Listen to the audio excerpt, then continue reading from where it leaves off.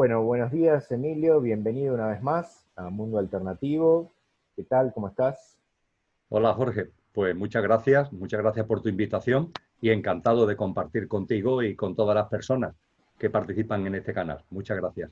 No, gracias a vos. Bueno, hoy vamos a hablar de un tema que los suscriptores está muy esperado, que es el tema los extraterrestres, quiénes son, de dónde vienen y para qué vienen, ¿no? Así podemos titular un poquito la charla. Así que, sin más, te voy a dar la palabra y comenzaremos a escuchar. Gracias, Emilio. Muy bien, Jorge, pues mira, el que cuando tú y yo compartimos acerca de asuntos a abordar en nuestros encuentros que hacemos periódicamente, este tema ha surgido porque podemos constatar que de un tiempo a esta parte, yo diría que desde principios del 19, desde el año 2019 aproximadamente, ha habido una proliferación de informaciones, de noticias, que hablan tanto de vida extraterrestre como de ovnis. Y curiosamente proceden de instituciones, de foros, de plataformas que hasta ahora habían sido negacionistas por completo al respecto, o que habían puesto al menos muchísimo reparo con relación a ello. Me refiero, por ejemplo, a la NASA, que la vida extraterrestre la venía considerando como una especie, perdón, la vida como tal, la venía considerando como una especie de milagro que se había producido en el planeta Tierra y que descartaba prácticamente la posibilidad de una vida inteligente más allá de nuestro planeta. O me refiero, por ejemplo, al Ministerio de Defensa norteamericano y al Pentágono, que negaban rotundamente todo lo que tiene que ver con los ovnis. E incluso en el ámbito científico había como un morderse la lengua, como científicos, astrónomos, que podían aportar cosas, pero que ante el temor del descrédito, pues preferían guardar un prudente silencio. Todo esto fue cambiando durante el 2019 y ha cambiado también en lo que llevamos del 2020. Y la NASA, el Pentágono, observatorios astronómicos, científicos, hablan con claridad tanto de la existencia de los ovnis. El Pentágono, por ejemplo, ya ha dado libertad para que los pilotos norteamericanos puedan hablar públicamente de sus experiencias con relación a ello y han procedido a la desclasificación de muchos expedientes que hasta ahora se guardaban en secreto, como también desde el punto de vista de lo que es la NASA y otras instituciones y otros organismos que han puesto de manifiesto que la probabilidad de que exista vida inteligente fuera de nuestro planeta es enorme, porque cada vez se nos habla más de los denominados exoplanetas, planetas que están más allá de nuestro sistema solar y que tienen características vitales semejantes a los que tiene el planeta Tierra. Con lo cual, Jorge, hemos pasado en muy poco tiempo, porque ha sido muy poco tiempo, de lo que en los libros que estudian esto se denomina la teoría especial a la teoría de la mediocridad.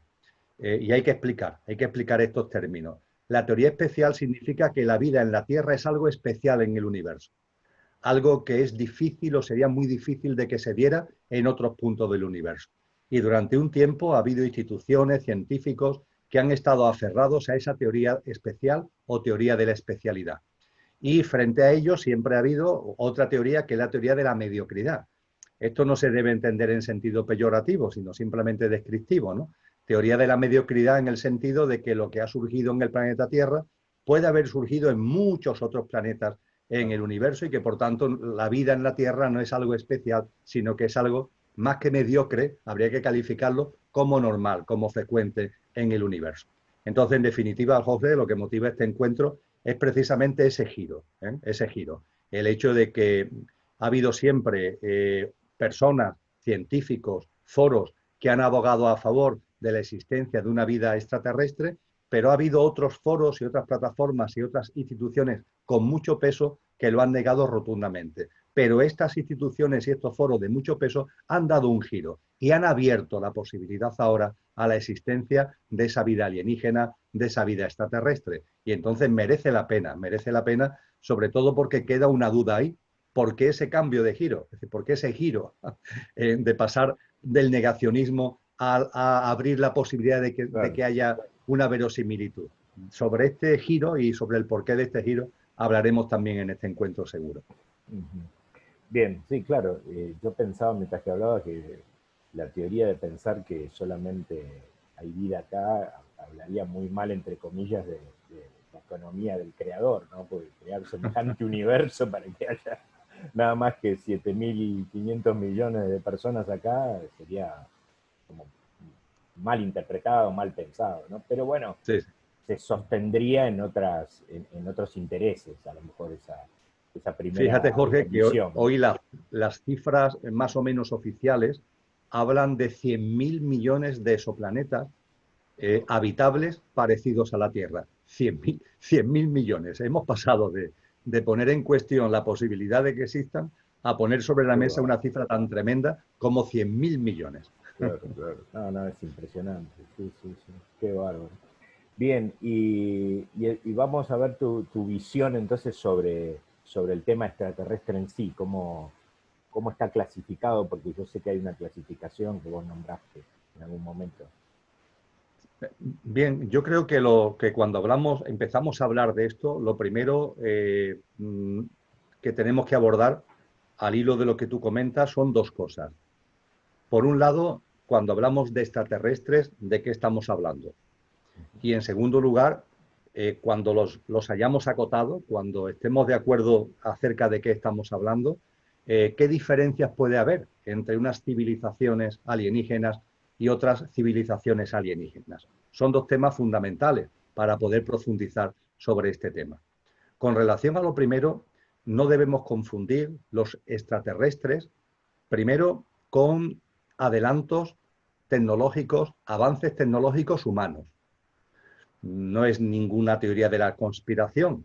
Lo cierto es que fuerzas militares, gobiernos han hecho ya un desarrollo tecnológico que no es conocido públicamente y que a veces en nuestra ingenuidad, los que observamos el firmamento en cualquier momento, en cualquier noche, vemos cosas que no entendemos y lo llamamos objetos volantes no identificados e inmediatamente lo asociamos con extraterrestres. Sin embargo, hay que tener en cuenta que la tecnología humana ha ido mucho más allá de lo que la opinión pública conoce y a veces se producen estas confusiones, a veces se producen estas distorsiones. Por tanto, no todo lo que vemos en el espacio, no todo lo que vemos una noche estrellada y consideramos como ovni vienen del exterior, sino que tienen que ver con avances tecnológicos propiamente humanos. No son extraterrestres, sino terrestres. Esto por una parte. En segundo lugar, hay personas que hablan de contactos con extraterrestres cuando en realidad son contactos con entidades de lo que en el lenguaje esotérico y en la sabiduría profunda se conoce como el plano astral. El plano astral es un plano tan real como el físico, aunque nuestra conciencia está tan aferrada al físico que no percibe el plano astral, y en ese plano astral al que nosotros accedemos a través de nuestro mundo emocional, a través de nuestro cuerpo emocional, también llamado por eso precisamente cuerpo astral, y en ese mundo astral, en ese plano astral, hay formas de vida, de diferentes cualidades, de diferentes grados vibracionales. Y a veces cuando se hablan de extraterrestres, las personas que han tenido capacidad de conocer el mundo astral perciben perfectamente que no están haciendo referencia a seres extraterrestres, sino que están haciendo referencia a entidades del plano astral. Sin menoscabo, que los seres extraterrestres, y es algo que yo sé que a ti te interesa y podemos abordar en un momento determinado de nuestro encuentro, también tienen la posibilidad, como tenemos nosotros, de incidir en ese plano astral. Es decir, también puede ser que tengan una presencia como tengo yo, como tienes tú, aunque los seres humanos normales, entre comillas, corrientes, no tengan esa conciencia, tenemos una incidencia en el plano astral, tenemos una presencia en el plano astral y también los extraterrestres pueden tener esa presencia en el plano astral. Pero yo me refiero ahora en concreto a no confundir a formas de vida del astral con seres extraterrestres. Y esto a veces sucede. Y por supuesto, y es muy importante, no confundir los extraterrestres con los seres celestiales que han sido descritos por todas las tradiciones espirituales. Hay formas de vida que no es que sean extraterrestres, es que pertenecen a otros planos dimensionales radicalmente distintos. En el cristianismo, por ejemplo, se hace referencia a todo un menú de ese tipo de seres celestiales, querubines, serafines, tronos, potestades, virtudes, principados, arcángeles, ángeles, etcétera. Pues bien, estas formas de vida no tienen que ver con los extraterrestres. Los extraterrestres estarían en un plano dimensional idéntico o al menos similar al que nosotros estamos. No tendría que ver con esta jerarquía celestial. Por tanto, esto es lo primero. No podemos confundir los extraterrestres ni con avances tecnológicos humanos, ni con formas de vida del plano astral, ni con seres celestiales que se mueven en otros planos dimensionales de lo que es la creación. Y a partir de ahí, centrándonos en lo que estamos hablando, ¿de qué estaríamos hablando? Pues estaríamos hablando, por tanto, de extraterrestres. Yo sé que tú esto lo entiendes perfectamente, pero a lo mejor, Jorge, es necesario que nos detengamos un poco. Extraterrestres que son humanos. Y claro, nosotros el término humano lo tenemos totalmente circunscrito a nosotros, a los de aquí. Pero el término humano, en su origen, que es una palabra sánscrita, que es manas, es por lo que en castellano se habla de especie humana, por lo que en inglés a hombre, que durante mucho tiempo el término hombre ha englobado a mujer, se denomina man, o en alemán también man, pero con doble N final. Este man, este humana, procede del sánscrito, un lenguaje, un idioma de una gran sabiduría que tiene miles y miles de años, y ahí la esencia, la etimología es manas. Y manas es pensamiento, pensador y pensamiento. Es decir, lo que caracteriza al ser humano es una capacidad de pensar, una mente potente que se autorrelaciona con un cerebro complejo. Y cuando hablamos de extraterrestres o cuando yo hablo de extraterrestres, me estoy refiriendo estrictamente a eso. No confundirlo con lo que hemos comentado y hacer referencia a formas de vida que hay en el universo que tienen manas, es decir, que tienen esa capacidad de pensamiento, que tienen ese nivel mental que tienen asociado a un cerebro complejo, sean de este planeta o sean de donde sean.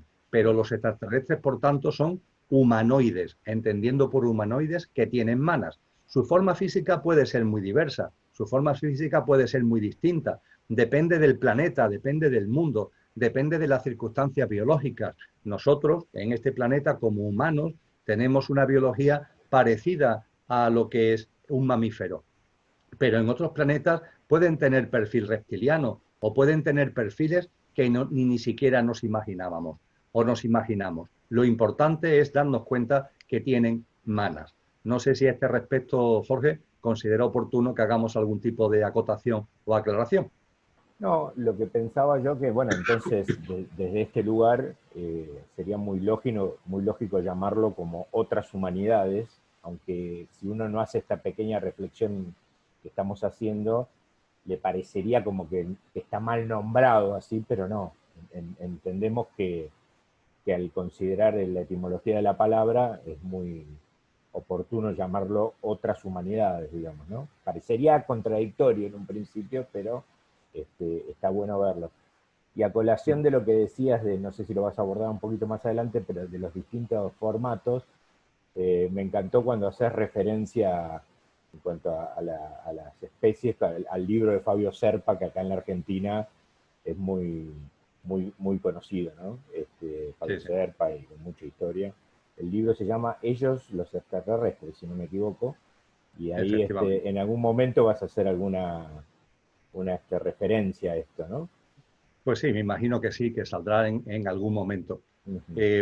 Vamos, sabiendo gracias a ti que lo de humanoides humanos se puede entender, los humanos no solamente estamos en la Tierra, sino que estamos en otros muchos puntos del universo, la forma física puede ser muy diferente, pero lo que nos caracteriza es este pensamiento, esta capacidad de pensar, manas, que es lo que define a lo humano, sea aquí o donde sea en el conjunto del universo. Y a partir de ahí se abre el otro gran bloque de los dos que al hilo de lo que me planteabas pusimos sobre la mesa hace unos minutos. Bien, pues ya tenemos más o menos acotado de lo que estamos hablando y a partir de ahí, ¿cuántos tipos de civilizaciones humanoides extraterrestres puede haber? ¿Hay alguna forma de clasificarlas? Eso que tanto nos gusta a los humanos del planeta Tierra. ¿Hay alguna forma de encuadrarlas para que podamos comprender por dónde pueden ir? Pues a ese respecto ha habido estudiosos, ha habido autores que se han preocupado de esto. Por ejemplo, un científico ruso llamado Kardashev hizo ya en su momento la denominada escala de Kardashev, que clasificaba las posibles humanidades extraterrestres en función de cómo utilizaban las energías.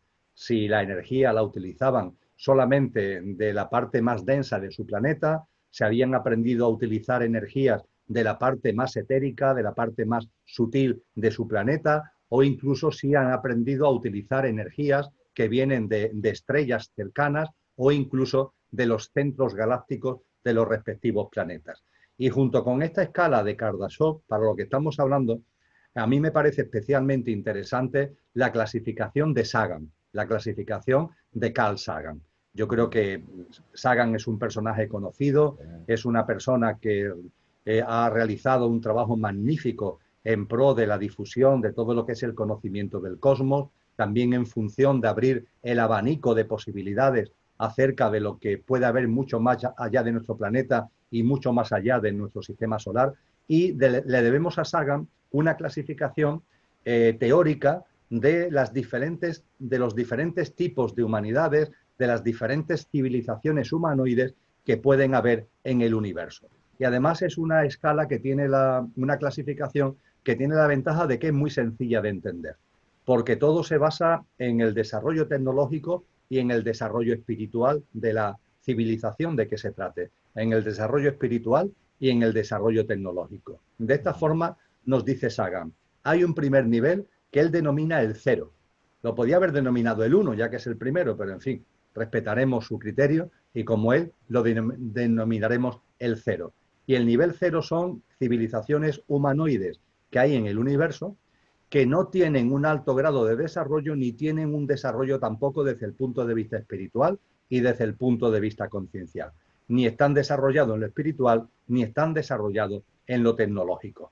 Eso abarca dentro de esa tipología 0 de la que habla Carl Sagan, que además, curiosamente, a nuestra humanidad, a la humanidad del planeta Tierra, a la humanidad de Gaia, la mete ahí, la introduce ahí. Concretamente, Carl Sagan llega a ser tan detallista como para decir que nuestra humanidad está en el nivel 0,72. 0,72. En cualquier caso, está en el nivel 0, aunque está en un 0 alto que se va acercando al 1, pero está todavía en el nivel 0. Ni tenemos un desarrollo consciente, en consciencia espiritual, ni tenemos un desarrollo tecnológico realmente significativo, por mucho que nos pueda ofender, porque nuestro ego puede creer que hemos llegado muy lejos, pero realmente para Sagan, en comparación con lo que pueda haber en otros puntos de nuestra galaxia y del universo, los avances tecnológicos humanos todavía son bastante modestos. Esta es la tipología 0. Después Sagan habla de perdóname, qué interesante que él contemple como científico el tema de lo espiritual para integrarlo en la clasificación, ¿no? Porque no es habitual esto, ¿no? De escucharlo. Muy interesante eso. Espiritual, consciencial, efectivamente. Claro, sí, claro, es muy interesante. Es muy interesante porque además él, como veremos ahora, cuando recordemos todo lo que es su clasificación, le da mucha importancia al desarrollo en consciencia. Le da mucha importancia al desarrollo, entre comillas, espiritual. Este tipo de avance que va mucho más allá de lo puramente material tecnológico. Ahora vamos a adentrarnos en ello, Jorge, porque efectivamente es un tema muy, muy importante, muy importante. Dentro de la tipología 0, por tanto, ni lo uno ni lo otro. La tipología 1. La tipología 1 son civilizaciones con alto avance tecnológico, pero bajo grado de consciencia. Se ha evolucionado en la tecnología, pero no se ha evolucionado en lo que a la consciencia se refiere. La humanidad actual, estando en el 0,72, la verdad es que se acerca más a avanzar en tecnología que a avanzar en consciencia. En el avance en consciencia, la humanidad está avanzando, pero el avance tecnológico va por delante, es más rápido que el avance en consciencia. Parece como si nuestra humanidad, la terrestre, se fuera acercando a este nivel 1 al que hace referencia Sagan. Y dentro del nivel 1, donde estamos hablando, por tanto, de humanidades extraterrestres que no tienen un grado evolutivo espiritual significativo, dentro del nivel 1 se pueden diferenciar a su vez dos subniveles, por decirlo de alguna manera. el nivel 1.1, que sería un nivel de desarrollo tecnológico alto, y el nivel 1.2, que es un desarrollo tecnológico aún más alto, pero que curiosamente hace que esa civilización, esa humanidad extraterrestre, pierda facultades emotivas y sentimientos como la compasión o como la empatía. Fíjate qué cosa más curiosa, Jorge. Se abre aquí la posibilidad de que cuando una humanidad va evolucionando tecnológicamente, pero la evolución en conciencia no la acompaña y sigue evolucionando tecnológicamente y sigue avanzando tecnológicamente, llega un momento determinado que hay una gran disparidad entre lo tecnológico y lo consciencial. Y a partir de ahí, la vida, en el planeta que sea, en la humanidad que sea, la vida reacciona de algún modo limitando la capacidad biológica evolutiva y la capacidad biológica y la capacidad emocional de desarrollo de esa civilización. Y esa civilización que ha avanzado mucho en tecnología, pero que no avanza en conciencia, empieza a perder una serie de facultades absolutamente básicas, como son facultades emotivas y facultades de sentimiento. E incluso, Jorge, la capacidad reproductiva, la capacidad de seguirse reproduciendo. Es como si la vida pusiera una especie de corsé, es como si la vida pusiera un límite. Cuando una civilización avanza tecnológicamente, pero no lo hace espiritualmente, la propia vida en su sabiduría pone un freno, pone un límite y hace que además de perder capacidades como la compasión, la empatía, etcétera, porque falta la base conciencial, además se establecen límites a la propia capacidad reproductiva. Y esto cuando lo estudié, esto cuando lo leí, cuando he profundizado en ello, me ha llamado mucho la atención porque cuando se hablan de abducciones, Claro, es decir, eso te iba a decir. presencia de seres, exactamente, cuando se habla de presencia de seres extraterrestres aquí que abducen y que hacen experimentos genéticos y experimentos como de Claro. laboratorio, y como si se hubieran convertido en híbridos que de alguna forma necesitan nuestro ADN para poner en marcha su cadena reproductiva. Esto la verdad es que me ha llamado mucho la atención. Y esto sería dentro del nivel 1 de la clasificación de Sagan, en civilizaciones que han tenido un desarrollo tecnológico significativo, pero que se han quedado estancados desde el punto de vista conciencial. Bien. Interesante, incluso también hay algo que se habla muchas veces con respecto a lo de las emociones, básicamente, ¿no? Que muchos vienen a consumir lo que tiene que ver con lo que produce la emocionalidad humana, ¿no? Y eso también es llamativo desde la clasificación, ¿no? Muy interesante. Bien, y Sí, señor, efectivamente. seguimos. Y la número 2, entonces, tendríamos ahora. Exactamente, hemos ido de la cero, ni desarrollo tecnológico ni conciencial. La 1, desarrollo tecnológico, pero no desarrollo conciencial. La 2, son civilizaciones humanoides extraterrestres que tienen desarrollo tecnológico y tienen desarrollo en conciencia, tienen desarrollo espiritual. Y de la misma forma que en el tipo 1 hacíamos una distinción de 2 niveles, también aquí, en el tipo 2, podemos hacer una distinción de 2 niveles, en el sentido de que estamos hablando de humanidades con avance tecnológico y conciencial, pero en el primer nivel serían humanidades con desarrollo alto, tanto tecnológico como espiritual. Y en el segundo nivel, modalidades de existencia que han logrado ya un grado de desarrollo espiritual que le ha abierto la puerta a adelantos que son inalcanzables desde el punto de vista de la dinámica tecnológica y material. Es decir, para estas civilizaciones de tipo 2, donde hay un desarrollo tecnológico y un desarrollo espiritual, ese desarrollo espiritual en un momento concreto incluso hace que tengan ya un avance que nosotros denominaríamos tecnológico, pero realmente no es tecnológico, iría mucho más allá.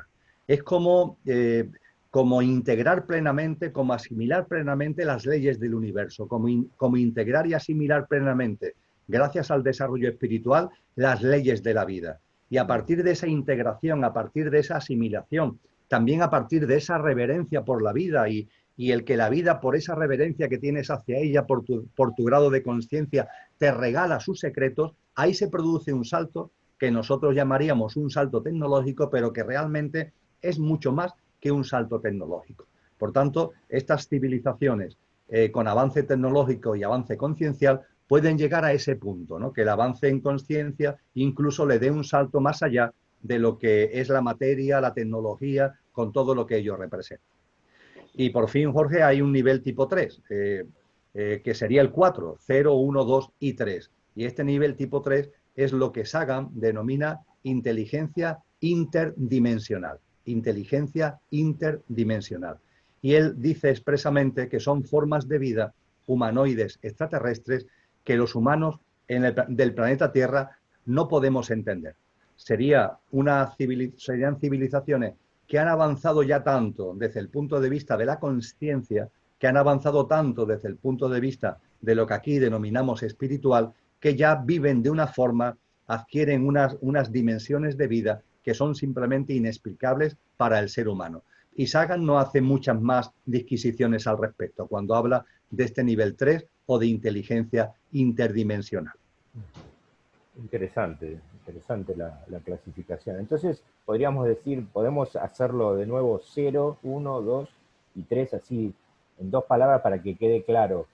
¿Lo podés sintetizar nuevamente Sí, para que les quede claro?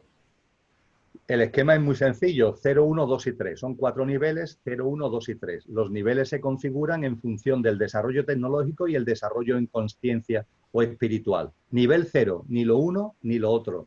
Nivel 1, desarrollo tecnológico, pero no hay desarrollo en consciencia. Nivel 2, hay desarrollo tecnológico y hay desarrollo en consciencia, incluso un desarrollo en consciencia y espiritual que abre puertas de avance que van mucho más allá de lo tecnológico. Y por fin otro tipo de civilizaciones donde la evolución en conciencia espiritual es tan tremenda que ya tienen formas de vida y tienen formas de desenvolvimiento que son, dice Sagan, inexplicables, inalcanzables para la mente humana. Bien, perfecto, perfecto, sí, porque a veces puede quedar en la explicación, uno se puede marear, así ya nos queda bien claro, claro. Es No, porque verdad, es verdad. es muy interesante pensarlo desde el lugar que él lo pensó, ¿no? Muy interesante, inclusive al punto de ver que el desarrollo espiritual hace que incluso en alguna parte de la clasificación, que la tecnología pase a un segundo plano ya directamente, como que no tiene mucha importancia. Bueno, seguimos. ¿Y qué más vendría? Bueno, pues por puro sentido común, si nos estamos planteando, hemos abordado el no confundir los extraterrestres con otras cosas y hemos hablado de las distintas tipologías posibles de civilizaciones extraterrestres, yo creo que la siguiente pregunta, Jorge, que nos tenemos que hacer es ¿de dónde vienen? ¿De dónde vienen? Ya que un poco hemos definido el cómo pueden ser y se caracteriza por la diversidad, no por la uniformidad, pueden ser muy variados por la tipología que acabamos de compartir. La siguiente cuestión clave yo creo que es, bueno, vale, ¿y de dónde vienen? ¿De dónde se acercan a este planeta? ¿Cuál es su planeta o su lugar de origen? Y ahí, estudiando todas las aportaciones que se han hecho históricamente, hay 4 grandes hipótesis, 4 grandes posibilidades que son complementarias entre sí. Es decir, una no excluye a la otra. Puede ser que haya civilizaciones humanoides que se acercan a este planeta desde un sitio y eso no quita para que también vengan de otro. Y se abren 4 grandes hipótesis o 4 grandes posibilidades que, si tú quieres, igual que hemos hecho con la clasificación de Sagan, pues la repasamos ahora con un poquito de detenimiento. Sí, cómo no. Sí, sí. Perfecto. Bueno, pues vamos de lo más lejano a lo más cercano. Lo más lejano, fuera de nuestra galaxia. A la humanidad terrestre nos resulta imposible de entender que haya civilizaciones que tienen la capacidad de acercarse a este planeta desde otra galaxia. Estamos hablando de tantos años luz, estamos hablando de distancias tan inconmensurables que se nos hace absolutamente imposible el pensar, el manejar esta hipótesis. Sin embargo, es verdad que ha habido contactados, hombres y mujeres, modestos, creíbles, que no se lo dan de nada, que nos hablan de que han contactado, que han tenido conocimiento, que han tenido cercanía y que han tenido, por tanto, una aproximación a seres humanoides extraterrestres que vienen de fuera de nuestra galaxia. En particular, Jorge, de Andrómeda. En particular, de Andrómeda. Andrómeda es una galaxia que tiene una importancia grande para para la vida en la Tierra incluso, por una razón muy sencilla. En el universo que el ser humano conoce, el ser humano terrestre conoce, hay miles de millones de galaxias. Conforme vamos conociendo más, mayor es ese número de miles de millones de galaxias. Yo no le voy a poner ni siquiera número porque cada vez que entro para confirmar por fuentes fidedignas el número de galaxias, cada vez lo varían continuamente. Estamos hablando de muchos miles de millones de galaxias, cada una de ellas con cientos de miles o billones de estrellas. Pues bien, en el universo conocido, las galaxias, como sabemos, se están moviendo en expansión y se están moviendo en el contexto de ese universo. Se conoce hoy por la ciencia humana, por nuestra ciencia, que entre los miles de millones de galaxias que hay en el universo, hay unas 40 o 50, no más, unas 40 o 50 que viajamos por el universo como de la mano, viajamos por el universo juntos. Es decir, nuestra galaxia no tiene una ruta que es la única que la lleva en el universo, sino que junto con ella hay otras galaxias que de alguna forma, por tanto, están como hermanadas, como vinculadas a la nuestra y la nuestra con ellas, que van como en un autobús, viajando por el contexto de todo el universo. Y ese clúster, que es como se le llama en astrofísica, ese clúster galáctico, ese clúster de galaxias que viajan en común, tiene un centro. Hay una galaxia, entre ese medio centenar casi de galaxias, hay una que es como el centro, como el pivote, como el punto de referencia. Y ese punto de referencia es Andrómeda, que por cierto es la más grande, es la galaxia más grande cercana a la nuestra. Andrómeda tiene más de 1 billón de estrellas. La Vía Láctea es grande, tiene cientos de miles de millones de estrellas, pero no llega a tener más de 1 billón como tiene la galaxia Andrómeda. Entonces, cuando hablamos de dónde vienen, la primera opción que abrimos, la primera hipótesis, es que vienen de Andrómeda, como galaxia madre, por decirlo de alguna manera, del conjunto de galaxias que viajamos en el contexto del universo. Y por puro sentido común, y es lo que nos aportan, lo que estos contactados nos indican, las civilizaciones que proceden de Andrómeda son de un enorme desarrollo espiritual. Antes hablábamos del tipo 2, civilizaciones que han tenido un desarrollo tecnológico que ya se escapa de lo tecnológico por el desarrollo en conciencia que ha tenido, e incluso hablábamos de civilizaciones interdimensionales. Si son de Andrómeda, corresponden precisamente a esta parte de la clasificación de Saga. Estaríamos hablando de civilizaciones de un alto grado de desarrollo espiritual, esas que vienen de fuera de nuestra galaxia y en particular de Andrómeda, cabeza visible, insisto, del clúster galáctico de casi medio centenar de galaxias con la que la nuestra, la Vía Láctea, viaja por el universo. La segunda hipótesis, si te parece, Jorge. Sí. La segunda hipótesis hace referencia a la constelación de Orión. A la constelación de Orión. Hay fuentes, incluso muy antiguas, ¿no?, que hablan de una conexión especial con relación a esa constelación. Para mí personalmente, la constelación de Orión me presenta un problema, y es que la constelación las constelaciones es la forma que nosotros, los que estamos en la Tierra, vemos el universo y cómo las estrellas que son estrellas, sistemas solares, etcétera, forman dibujos en ese contexto del firmamento. Y a partir de ahí unimos esos puntos de luz y formamos dibujos que llamamos constelaciones. Pero ahí realmente hacemos un revoltijo, porque estamos metiendo estrellas muy cercanas con estrellas muy lejanas, pero que tienen más intensidad y que parece que están cercanas. Es decir, cuando hablamos de constelaciones, no estamos hablando en sentido estricto de sistemas solares, no estamos hablando de soles y de planetas, sino que hay una especie de revoltijo, con lo que cuando se habla de que hay civilizaciones que vienen de Orión, yo no termino, y lo reconozco con claridad, no termino de entender exactamente a qué nos estamos refiriendo, a qué tipo de sistemas solares de esta galaxia. Sí, estamos hablando de sistemas solares de esta galaxia, pero no sé exactamente a qué sistemas solares nos estamos refiriendo.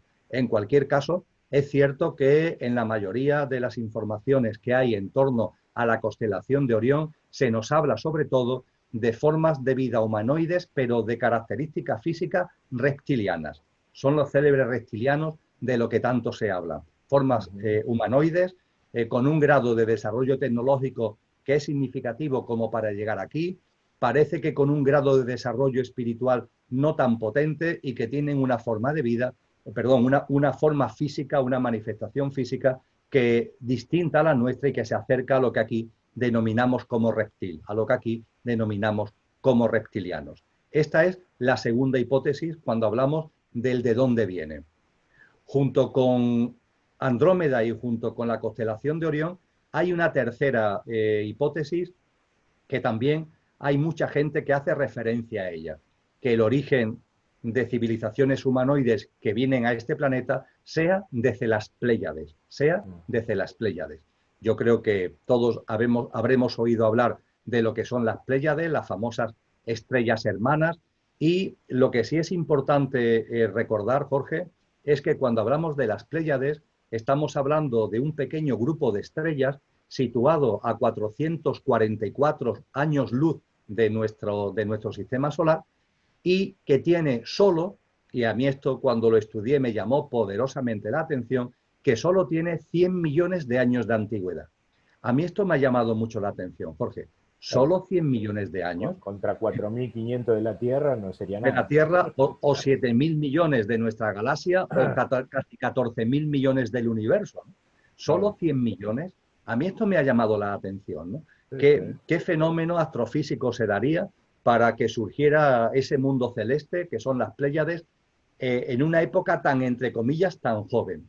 Y esto lleva a poner de manifiesto que ha habido opiniones solventes que indican que las Pléyades realmente son una creación artificial, que nosotros lo vemos como un grupo de estrellas surgidos de forma natural en la Vía Láctea, pero que realmente no tienen un origen natural, sino que tienen un origen artificial, y que realmente las Pléyades serían una especie de portal para que civilizaciones extraterrestres humanoides muy distantes, muy lejanas, pudieran llegar a esta zona de la Vía Láctea. Es decir, sería como una especie de puerta, de apertura, por la que llegarían civilizaciones muy lejanas y que utilizan una tecnología que le permitiría acceder al portal de las Pléyades y a través de ese portal a este anillo externo, porque es verdad que nuestro planeta está en un anillo externo de la Vía Láctea, a estas zonas externas de la galaxia. Es un tema que yo, por supuesto, ni mucho menos me atrevo a suscribirlo, pero que lo abro como una posibilidad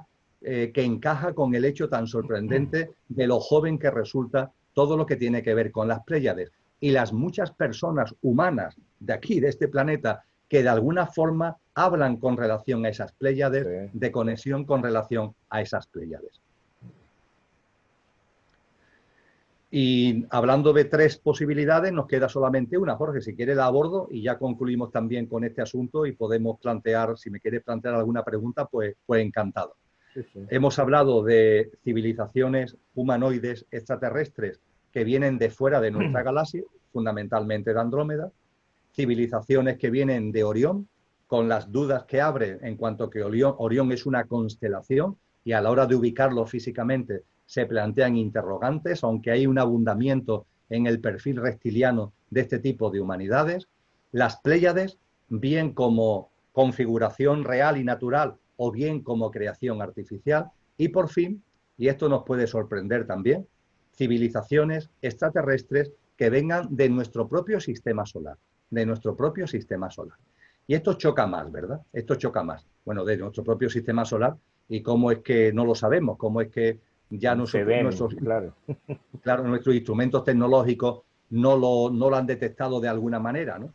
Pues bien, en los textos, en los libros y en las tradiciones antiguas se nos hablan fundamentalmente de dos civilizaciones extraterrestres que proceden de nuestro sistema solar, concretamente los Anunnakis y los venusianos. Los Anunnakis y los venusianos. Los Anunnakis tienen una particularidad. Cuando se habla de Anunnakis estamos haciendo referencia a una raza extraterrestre con un desarrollo tecnológico importante, no tanto espiritual, que tienen también un perfil reptiliano y que proceden de un planeta que está en este sistema solar, pero en torno a una segunda estrella que pudiera existir en este sistema solar. La mayoría de los sistemas solares que conocemos en la Vía Láctea y en el universo son binarios. No tienen una única estrella, sino que tienen dos. Son los sistemas solares más comunes. Según estas aportaciones, nuestro sistema solar también tiene dos estrellas, la que conocemos como Sol y una estrella hermana que configura el mismo sistema solar, pero que se caracteriza por ser una enana marrón, y que al ser una enana marrón no lanza luz, no es visible, no le pasa como a nuestra estrella Sol, que sí lanza luz.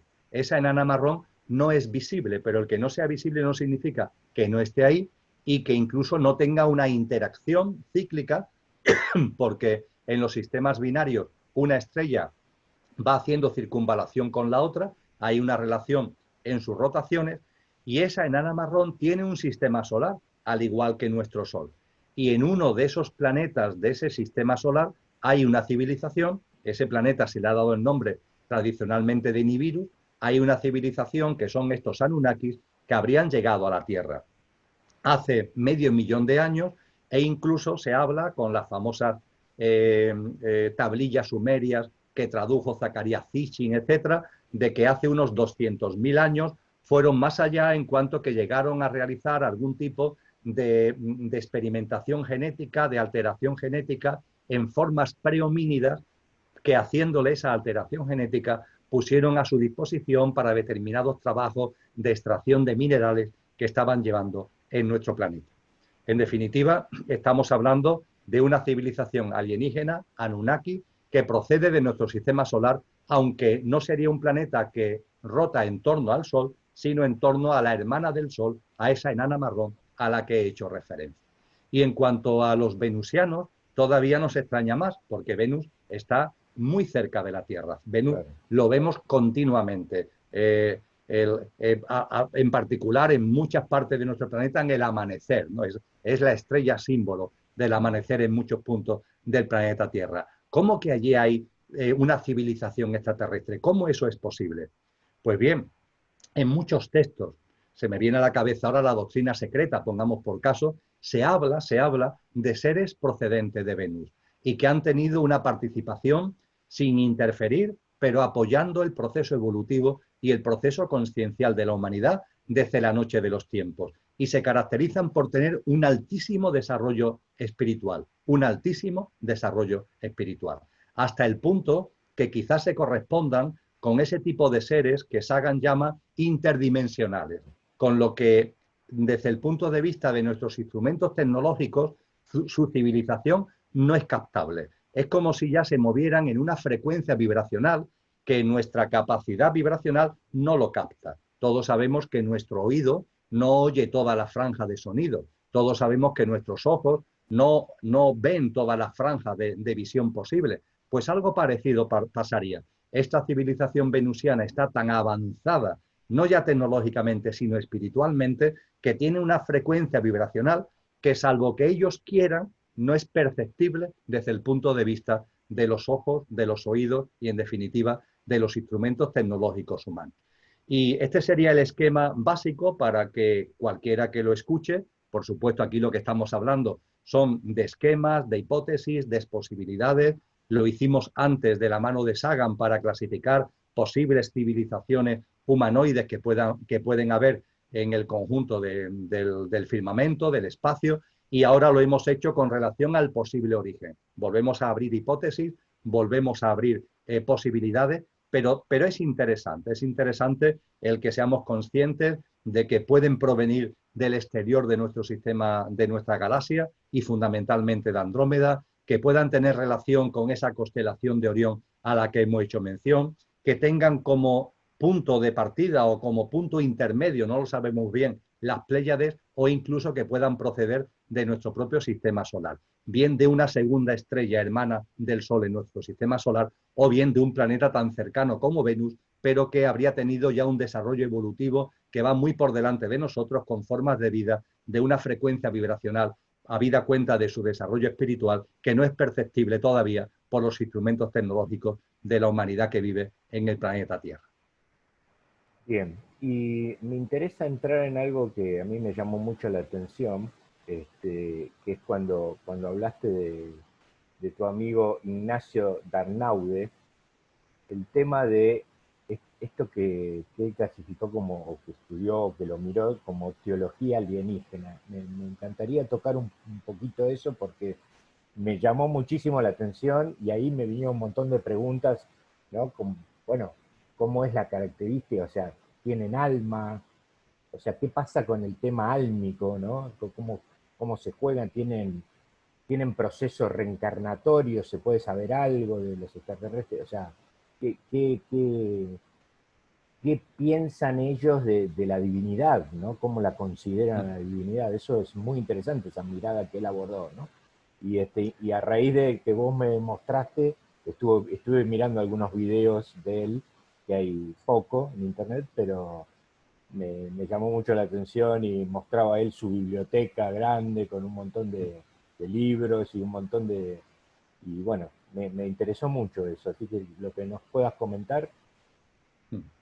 Por supuesto que sí. Hombre, Ignacio Darnaude Rojas Marcos, que es su nombre completo, ha sido un gran amigo mío, un gran amigo de mi esposa.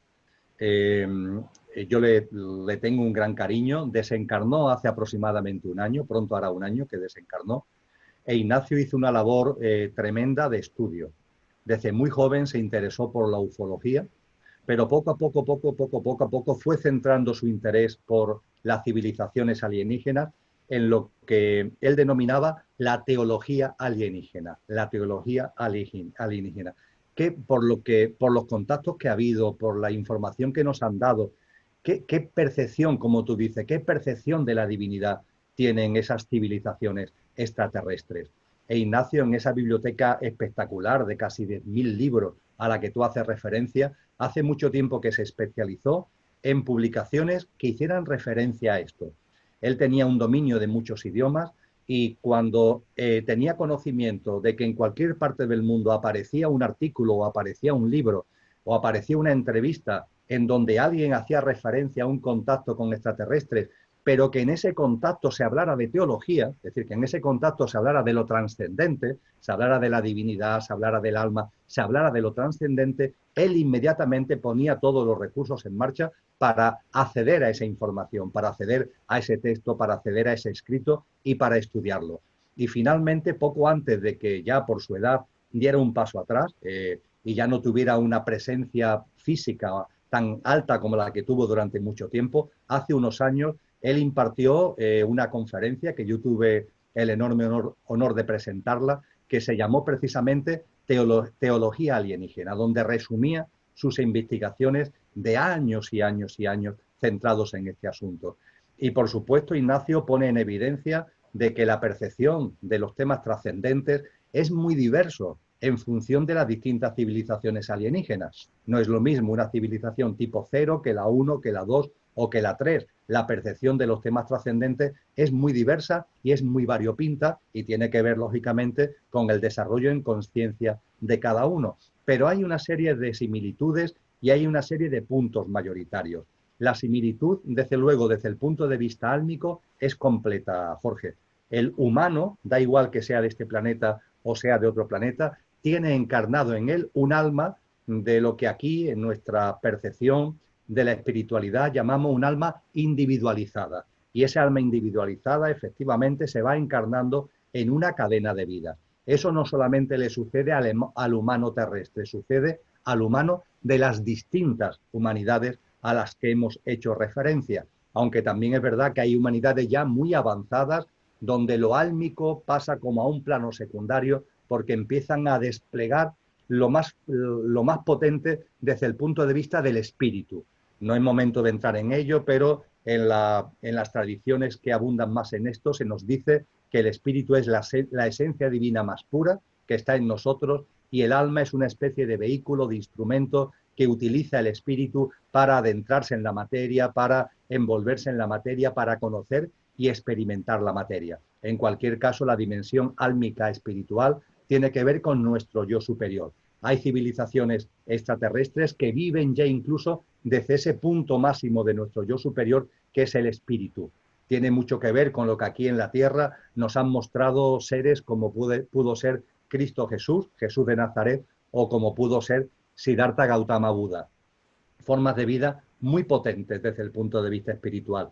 Y hay otras civilizaciones que viven desde la perspectiva álmica. Y hay otras civilizaciones como la nuestra que todavía no vive desde el yo superior, desde luego no desde el espíritu, desde luego tampoco desde el alma, sino desde nuestros componentes físicos, emocionales, mentales y la personalidad a ello asociada. Pero el alma existe en esas civilizaciones alienígenas. Da igual su lugar de procedencia, da igual que sean 0, 1, 2 o 3 en la escala Sagan, ahí existe.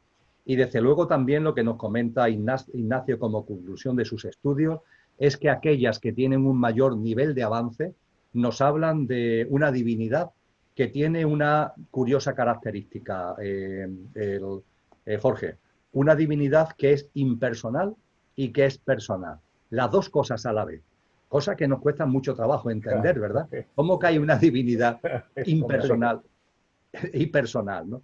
Él lo explicaba, como han explicado algunos sabios y sabias a lo largo de la historia de la humanidad, de una forma que es muy sencilla. La realidad es que hay algo que no tiene origen, que siempre ha existido y siempre existirá, con las características que cada uno quiera darle, algo que siempre ha existido. Y eso que no tiene origen, la causa primera que hablaban los filósofos griegos, eso que no tiene origen, origina todo lo demás. Y al originar todo lo demás, el universo, la creación, etcétera, está inmanente, está presente, está subyacente en todo lo originado. Lo que no tiene origen es la causa de todo lo que sí tiene origen y se encuentra inmanente y presente en todo lo que ha sido originado a partir de esa causa primera. Cuando nos acercamos así a esa realidad primaria, a esa realidad sublime, ahí no cabe ningún tipo de personalización. Algunas tradiciones espirituales han hablado de esa causa primera como un vacío plenum, lo cual nos trastoca más todavía porque nos dicen que es vacío, pero que a su vez es un vacío donde se encuentra todo. Ha habido autores que lo han intentado explicar a través del número cero, como el número cero es cero, pero sin embargo en el cero están todos los números, porque más 1 y menos 1 es 0, y más 2 y menos 2 es 0, y más 3 y menos 3 es 0. Y así podemos seguir con los billones, con los trillones y los cuatrillones, y siempre que estén en equilibrio el positivo y el negativo, siempre que los opuestos polares estén en equilibrio, es 0. Y nos explican que de ese vacío plenum es donde todo surge, y que eso que no tiene origen, como comentaba hace un momento, está presente en todo lo originado. Y esto evidentemente es impersonal, pero nos comentaba Ignacio y comentan sabios y sabias que el ser humano aquí, cuando vamos percibiendo esas realidades, cuando vamos evolucionando espiritualmente, cuando vamos teniendo un sentido profundo y trascendente en nuestra vida, lo curioso es que hay algo en nuestro interior que es como si pudiera conectarse con esa realidad suprema, como si pudiera haber algún tipo de comunicación íntima, de interacción íntima con esa realidad suprema.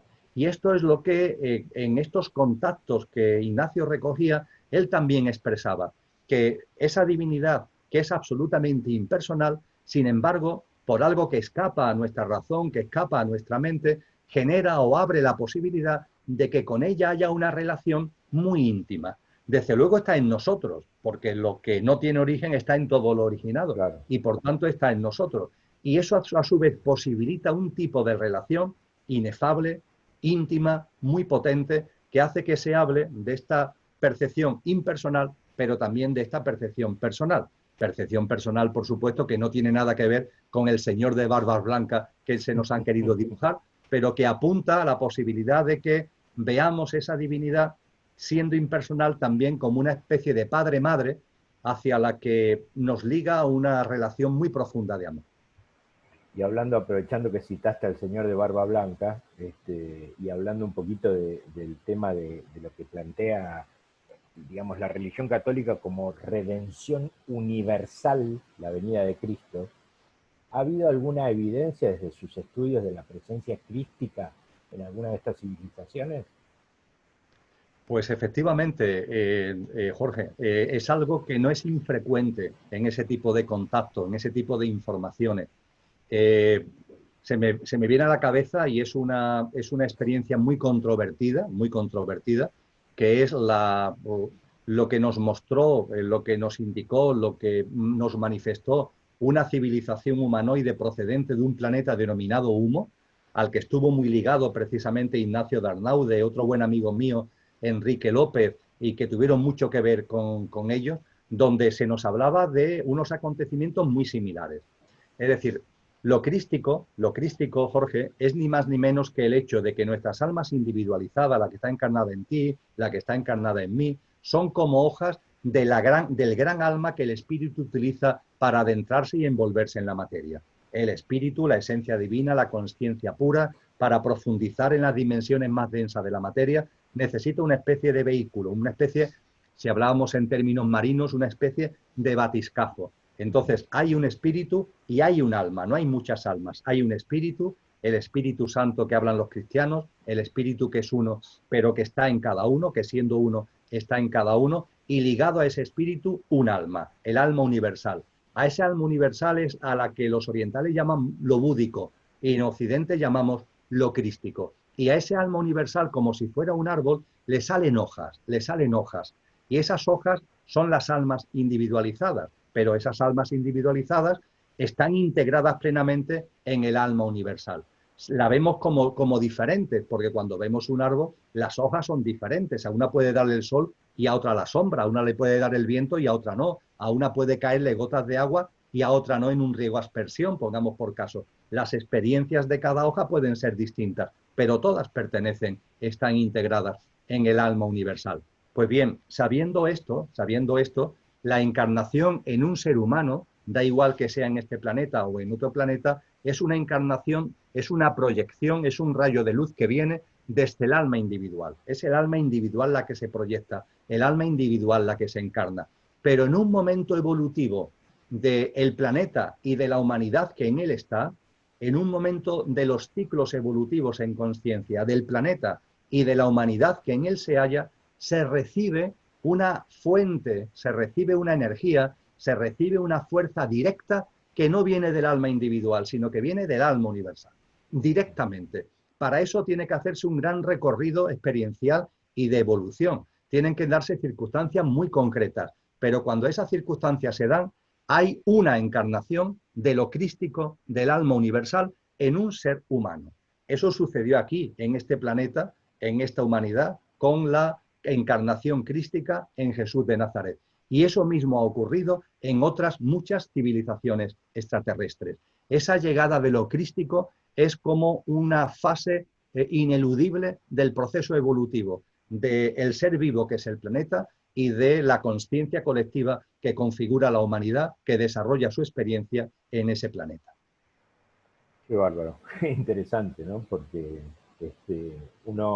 muchas personas lo tienen identificado como que es solo de acá, que pasó solo acá, pero la Iglesia hace referencia a esto de lo universal, ¿no? Que esa redención, entre comillas, tiene que ver con lo que sí. Es universal. Así que, bueno, Emilio, sí. La verdad que tenemos muchas preguntas porque han dejado preguntas en los videos, pero vamos a hacer otro encuentro para no robarte más tiempo hoy, ya que vamos más de una hora.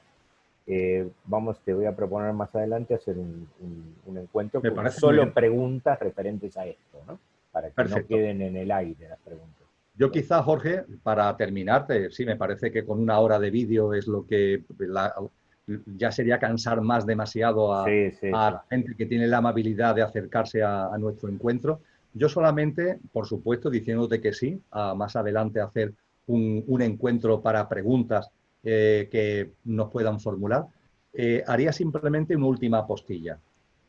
Con todo lo que hemos compartido, cuando estas posibles civilizaciones humanoides se acercan a este planeta y se acercan a esta humanidad, hay dos grandes tipos de acercamiento. El acercamiento que se hace desde la interferencia y el acompañamiento y la incidencia, la presencia que se hace desde la no interferencia. Cuando llegan a este planeta civilizaciones del tipo 1 en la clasificación de Sagan, como no tienen desarrollo en consciencia, aunque lo tengan tecnológico, interfieren. Todo el mundo de los grises de los que tanto se hablan, de las abducciones de las que tanto se hablan, incluso de los reptilianos, de lo que tanto se habla, encajan en este parámetro, encajan en este formato. Son civilizaciones que, como tienen desarrollo tecnológico, pero no tienen desarrollo en conciencia, cuando llegan aquí interfieren, no tienen la sutileza, no tienen la vibración lo suficientemente alta como para no caer en esa especie de distorsión, muy grave por otra parte desde un punto de vista de lo espiritual y de lo trascendente, la distorsión de una civilización que tiene su propio camino evolutivo. En cambio, las civilizaciones que pertenecen al tipo 2 de Saga, o no digamos ya al tipo 3, ahí no hay ningún tipo de interferencia. Hay una presencia, sí, pero hay una presencia de acompañamiento, y con esto termino, Jorge, de mantenimiento del equilibrio. Fíjate qué cosa más curiosa. Esas civilizaciones que tienen un alto grado de desarrollo, no ya tecnológico, sino espiritual, están aquí y no interfieren. Lo único que hacen es que cuando las civilizaciones de menor nivel espiritual sí interfieren y rompen el equilibrio, trastocan el escenario de evolución propicio para nuestra humanidad, esas civilizaciones más avanzadas, más adelantadas, de mayor nivel vibracional, recomponen, resitúan el equilibrio. Las civilizaciones de alto nivel nunca van a tocar el equilibrio, pero si hay una civilización de menor nivel espiritual que el equilibrio lo cambia, lo trastoca, estas civilizaciones vuelven a poner el mismo escenario en su sitio para que sea totalmente viable que la humanidad continúe su desarrollo espiritual como tiene que ir por la senda que naturalmente le corresponde, por más que otros se empeñen en interferir. Esto es importante porque este acompañamiento lo tenemos.